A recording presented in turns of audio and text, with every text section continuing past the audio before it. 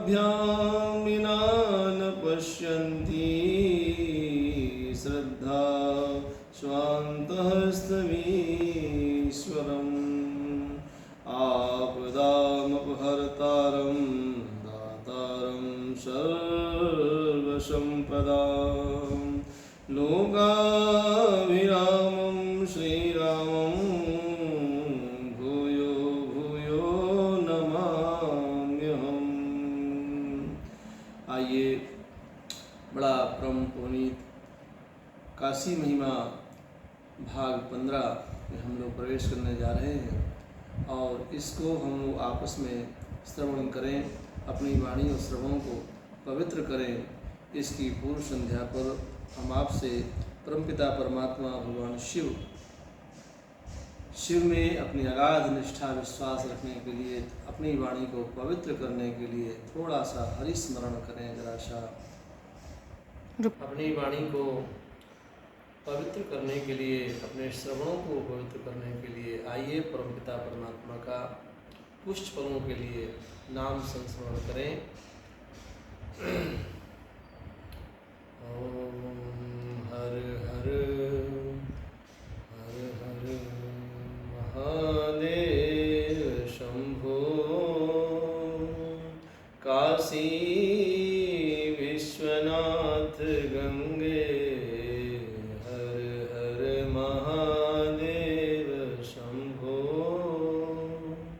काशी विश्वनाथ गंगे, काशी विश्वनाथ गंगे सदा शिव पार्वती संगे हर हर महादेव शंभु काशी विश्वनाथ गंगे हर हर महादेव शंभो काशी विश्वनाथ गंगे, काशी विश्वनाथ गंगे सदा शिव पार्वती संगे हर हर महादेव शंभो काशी विश्वनाथ गंगे।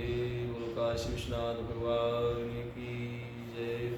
आइए आज बड़ा पावन चैत्र है, काशी महिमा में प्रवेश कर रहे हैं। आइए हम आप लोग अपनी वाणी को सावधान होकर के अपने श्रवणों के द्वारा, श्रवणों के माध्यम से ये पवित्र परम पावनी भागीरथी गंगा से अपने आप को अवगाहन करें। अर्थहीन यथा वाणी धर्महीन यथा तनु पतिहीन यथा नारी शिवहीन तथा क्रिया। कहा जाता है काशी खंड अध्याय 84 में श्लोक संख्या 90 कहा जा रहा है कि अर्थहीना तथा वाणी, हमारी वाणी यदि शुद्ध नहीं है, हमारी वाणी यदि शुद्ध नहीं है, वैयाकरण बिना वाणी लवणम बिना भोजनम, बिना व्याकरण की वाणी शुद्ध नहीं होती है। उसी प्रकार से अर्थहीना यथा वाणी, हमारी वाणी का कोई अर्थ नहीं है यदि, तो वाणी निष्क्रिय है। हमारी वाणी सार्थक होनी चाहिए, हमारे जो शब्द हों, हमारे जो वचन हों वो सक्रिय होने चाहिए, निष्क्रिय नहीं होने चाहिए। अर्थहीन माने अर्थ के साथ, यानी कुछ प्रयोजन के साथ वाणी का अभिप्राय माना जाता है। और धर्महीन यथा तनु, और धर्म से हीन शरीर हमारा व्यर्थ है। यदि हमने धर्म नहीं किया, हम धार्मिक नहीं हैं, धर्म पर नहीं चल रहे हैं, तुम्हारा शरीर भी व्यर्थ है। पतिहीना यथा नारी, जैसे कि एक नारी बिना पति के कुरूप हो जाती है, अकेली हो जाती है और समाज में भी उसकी बहुत ज़्यादा और सम्मान प्राप्त नहीं हो पाता, उपेक्षा का पात्र बन जाती है। इसलिए बिना पति के स्त्री की शोभा नहीं है। जैसे उसी प्रकार से शिवहीन तथा क्रिया, जिस मानव के जीवन में, मनुष्य के जीवन में भगवान शिव नहीं है, पंचाक्षर नहीं है, भगवान के पंचाक्षर मंत्र का जाप नहीं कर रहा है, जो जातक जो मनुष्य जिसके जीवन में भगवान शिव नहीं है, गौरी शंकर भगवान महादेव जिसके जीवन में नहीं है, उसकी समस्त क्रियाएं व्यर्थ हैं। दर्वहीन यथा संध्या, दर्वहीन यथा संध्या, तिलहीनस्य तर्पणम्, हविर्हीनो यथा होमः, शिवहीन तथा क्रिया। काशीखंड अध्याय 87 के अंतर्गत ये बहुत प्यारा संवाद हम आपको सुना रहे हैं। दर्वहीना यथा संध्या, जैसे दर्व माने होते हैं कुशा, कुशा से हीन संध्या का कोई महत्व नहीं है। दर्वहीना यथा संध्या और तिलहीनस्य तर्पणम, यदि अपने पितरों के लिए श्री पितृकाल चल रहा है, पितृ तर्पण का काल चल रहा है, पितरों को यदि हम जल देते हैं तो अपने पितरों को कहते हैं 3 तरह के तर्पण होते हैं, पितृ तर्पण, देव तर्पण और ऋषि तर्पण। तो तीनों तर्पणों का बड़ा विधान है और इन तीनों तर्पणों में विशेष रूप से जो हमारे अग्रज हैं, हमारे जो पूर्वज हैं, हमारे जो पितृलोक हैं, हमारे जो पितृलोक हैं, हमारे पितरों को जो तर्पण दिया जाता है तो बिना तिल के संभव नहीं है। काला तिल बहुत जरूरी है पितरों को तर्पण करने के लिए। हविर्हीनो यथा होमः, जब हवन करते हैं तो हवन में हवि का होना बहुत जरूरी। हवि माने होता है खीर, बिना खीर के हवन का महत्व नहीं है। उसी प्रकार से शिवहीना तथा क्रिया, भगवान शिव यदि जीवन में नहीं है तो हमारी सारी क्रियाएं व्यर्थ हैं। एकत्र चतुरो मासा, एकत्र चतुरो मासा, मासौ वा निविशेत् पुनः, अवमुक्ते प्रविष्टानां विहारस्तु न वेद्यते। कहा जाता है कि चतुर्मास की जो महिमा है, 4 महीने का चतुर्मास होता है, चारों 4 महीने का चतुर्मास कहा जाता है। गुरु पूजा से के बाद चतुर्मास लग जाता है और चतुर्मास 4 महीने का माना जाता है। तो 4 महीने चतुर्मास में जो सन्यासी होते हैं, महात्मा जन होते हैं, जो बड़े बड़े ऋषि महर्षि होते हैं, वो प्रवास करते हैं, चतुर्मास का वास करते हैं, कल्पवास करते हैं चतुर्मास में। और जिन जगहों पर वो रुक जाते हैं तो नदी तालाब को लांघने का विधान नहीं है, नदी झरनों को नहीं लांघना चाहिए और रास्ते नहीं चलने चाहिए, ऐसे सन्यासियों के लिए कहा गया है। इसलिए जहाँ भी सन्यासी रुक जाते हैं 4 महीने तक वही सत्संग करते हैं और वहीं पर प्रवास करते हैं। लेकिन काशी के लिए ऐसा अलग ढंग से कहा गया है कि काशी में जो वास करता है, काशी में जो वास करता है, वह शिव की नगरी में वास करता है, वह निरंतर उसको काशी में ही वास करना चाहिए। क्योंकि जब चतुर्मास समाप्त होता है तो चतुर्मास के बाद संत महात्मा लोग चले जाते हैं अपने मठ मंदिरों में और बाहर कार्यक्रमों में भी जा सकते हैं। लेकिन काशी का जो चतुर्मास है वो विलक्षण है। काशी के चतुर्मास आजीवन है। जो संन्यास लेता है काशी की धरती पर, उस व्यक्ति को काशी की जो भूमि है, काशी की जो धरा है, काशी का जो एक अपने आप में सीमाएं हैं, काशी की सीमाओं को उसको नहीं लांघना चाहिए। वो निरंतर जीवन पर्यंत जब तक उसकी ज़िंदगी है, जब तक उसका शरीर है, तब तक उसको अपने शरीर को काशी के अंदर ही रखना है, काशी की सीमाओं को छोड़ के बाहर नहीं जाना है। ऐसी काशी खंड के अंतर्गत कहा जाता है, तभी उसका संन्यास सिद्ध माना जाता है। संसार भार खिन्नानां यातायात कृतां सदा, संसार भार खिन्नानां यातायात कृतां सदा, एकैव मे पुरी काशी ध्रुवं विश्राम भूमिका।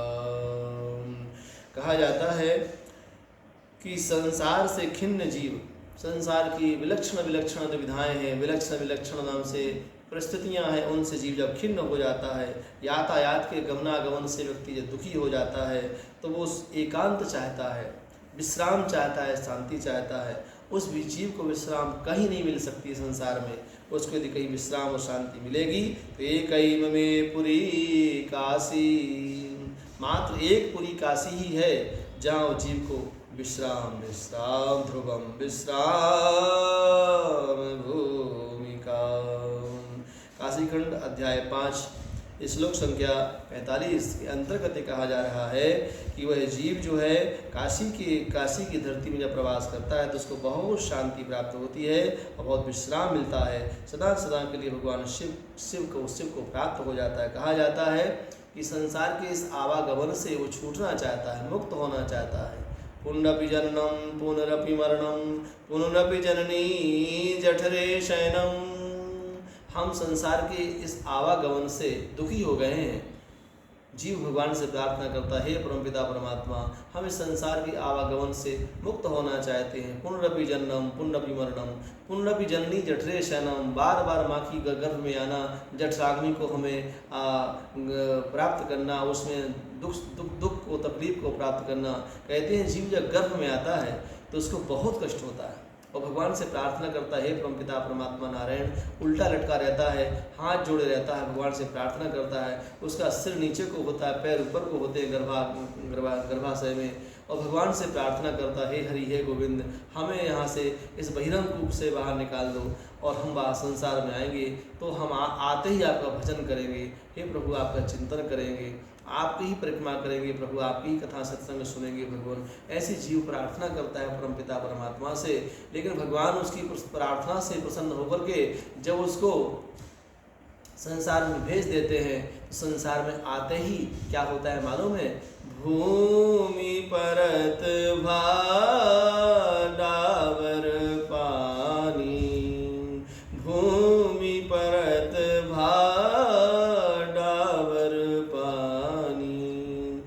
जन जीव ही माया लिपटानी। जैसे आकाश से गिरा हुआ जल, आकाश से आता हुआ जल शुद्ध होता है, और जब पृथ्वी के संपर्क में आता है तो मटमैला हो जाता है।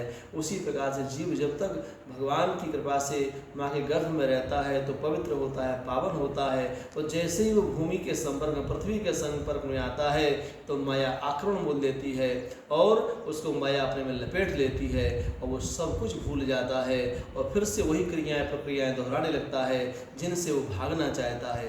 इसलिए भागवतकारों ने कहा है कि पुनरपि जन्मम पुनरपि मरणम पुनरपि जननी जठरे शयनम।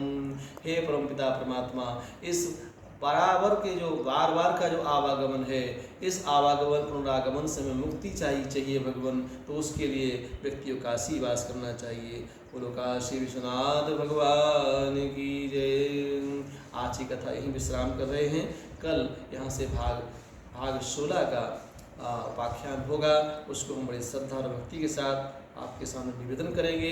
तब तक के लिए हरि शरणं हरि शरणं हरि शरणं हरि शरणं हरि शरणं हरि शरणं हरि शरणं हरि शरणं हरि शरणं हरि शरणं हरि शरणं हरि शरणं हरि शरणं हरि शरणं। गुरु काशी विश्वनाथ भगवान की जय। सर्वे भवन्तु सुखिनः, सर्वे सन्तु निरामयाः, सर्वे भद्राणि पश्यन्तु मा कश्चित् दुःखभाग् भवेत्। ओम शांति ओम शांति ओम शांति। जय श्री कृष्ण जय श्री कृष्ण जय श्री कृष्ण।